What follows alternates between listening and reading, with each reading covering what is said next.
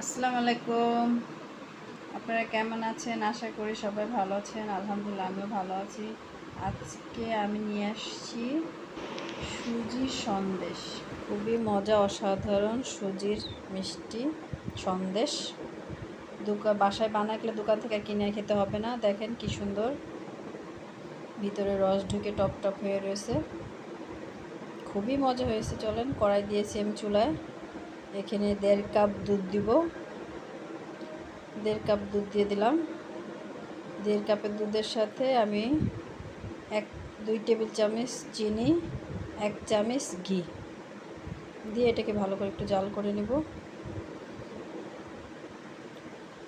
ঘিটাকে একটু নাড়াচাড়া দেব।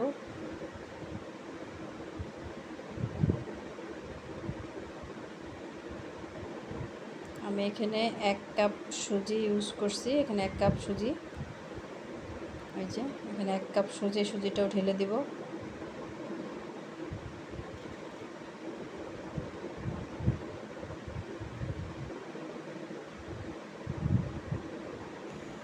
আমার সুজির ঘনত্বটা এরকম, আস্তে আস্তে আমরা আটা সিদ্ধ করি যেরকম, ওইভাবে সিদ্ধ হবে, ড্র হবে।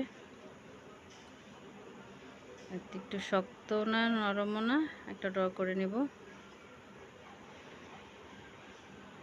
এভাবে একটু লাড়তে থাকবেন ঘন ঘন।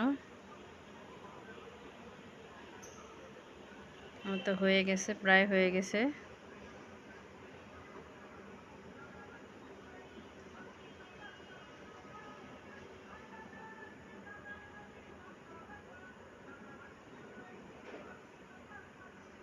একদম এরকম করে নেবেন। আমি এটাকে এখন নামায় ফেলবো।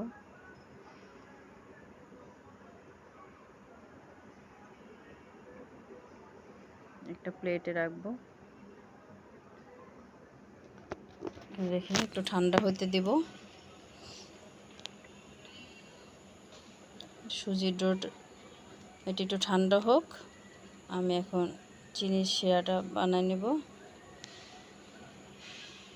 একটু মেলে দিব। এখন আমি চিনি দিব 1 কাপ। 1 কাপ একটু বেশি, মানে ভরে ভরে ধরেন 1 কাপই দিলাম। এখানে 1 কাপ চিনি, 1 কাপে আমি 2 কাপ পানি দিব। এখানে 2 কাপ পানি।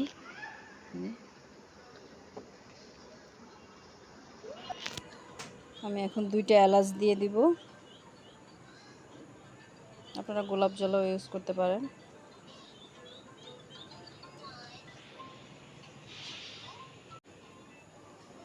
এখন জাল দিয়ে একটু পানিটা ফুটাই নেব। 2-3টা বলক উঠলেই বন্ধ করে দেব চুলাটা।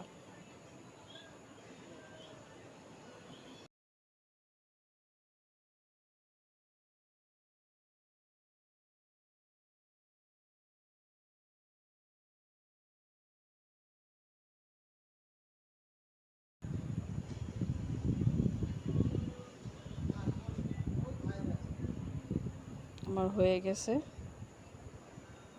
চুলাটা বন্ধ করে দেব। আমি যে সুজির ডোটা বানিয়ে রাখছিলাম এটাকে এখন সুজিটা আমি এখন মাখাই নিব। আমি 2 চা চামচ পাউডার দুধ দিব, 1/2 চামচের কম বেকিং পাউডার, 1টা ডিম দিয়ে ভালো করে এটাকে মাখাই নেব।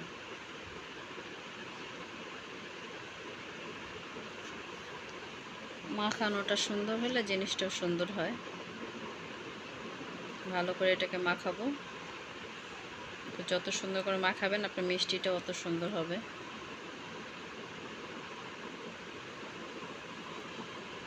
হাতে বেশি লেগে গেলে একটু হাতে একটু ঘি লাগাই নিতে পারেন।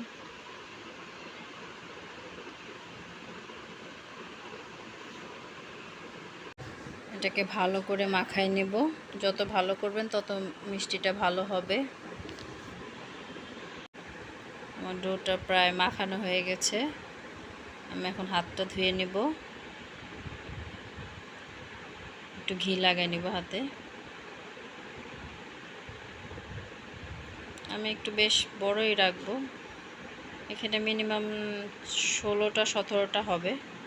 আমি একটু বড় বড় করেছি, আপনারা একটু ছোট করতে পারেন। আমার সুজির সন্দেশ বানানো হয়ে গেছে। এখানে আমার 14টা হয়েছে 1 কাপ সুজিতে। আমি চুলায় তেল দিয়ে দিয়েছি গরম। এখন একটা একটা করে সব দিয়ে দিব। হালকা গরম আঁচে ভাজবেন, বেশ সুন্দর ভাজা হবে। আমি সবগুলাই একসাথে দিয়ে দিব।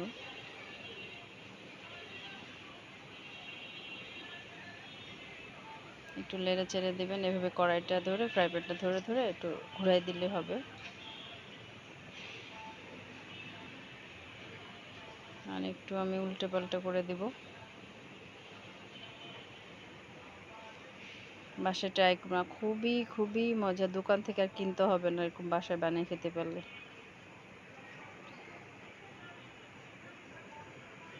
কালারটা অনেকটা ব্রাউন কালার হয়ে আসছে।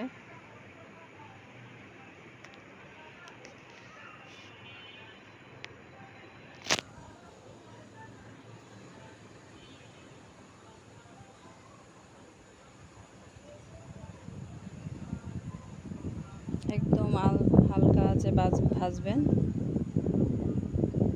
নাহলে ভিতরে হবে না, পরেই কালারটা চলে আসবে।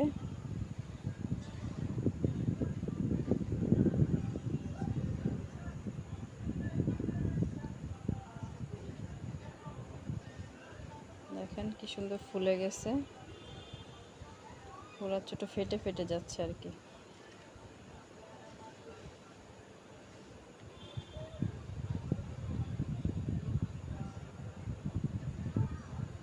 কালারটা সুন্দর, আমি এরকমই রাখবো কালারটা। আপনারা ইচ্ছে হলে আরেকটু ব্রাউন করতে পারেন। আমি এখন উঠাই ফেলবো।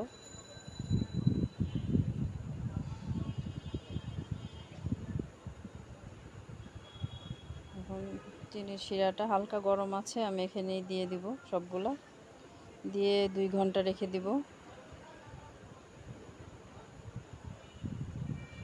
ঢেকে 2 ঘন্টা রেখে দেব।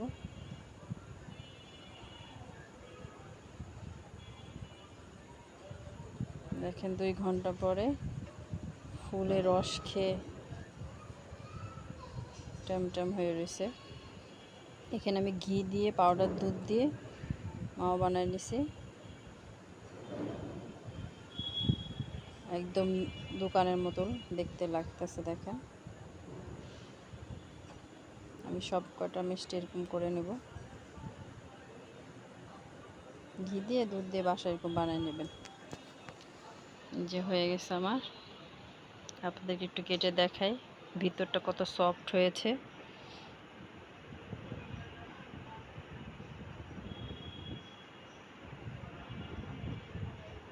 কেউ বুঝবে না এটা বাসায় বানাইছেন, এত ভালো দেখতে, সুন্দর, খেতে মজা। খেয়ে আপনাকে অবশ্যই প্রশংসা করবে। বাসায় অবশ্যই ট্রাই করবেন।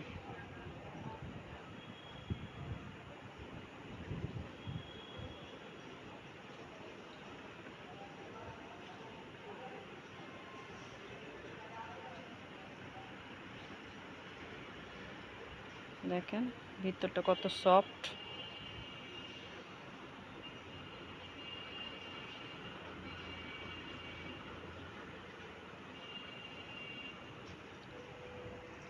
আমি কিন্তু ভিডিওটা একটু টানিনি, যেরকম ছিল ওরকমই আমি ভিডিওটা দিয়ে দিয়েছি, কাটেও নি ভিডিওটা।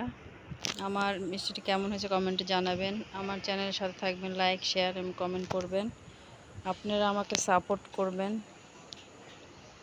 জানি না কেন আমার এসে থেকে মানুষ বের হয়ে যাচ্ছে, আমার ওয়াচ টাইম অনেক কমে যাচ্ছে। আশা করব আপনারা সবাই আমার সাথেই থাকবেন, সাপোর্ট করবেন।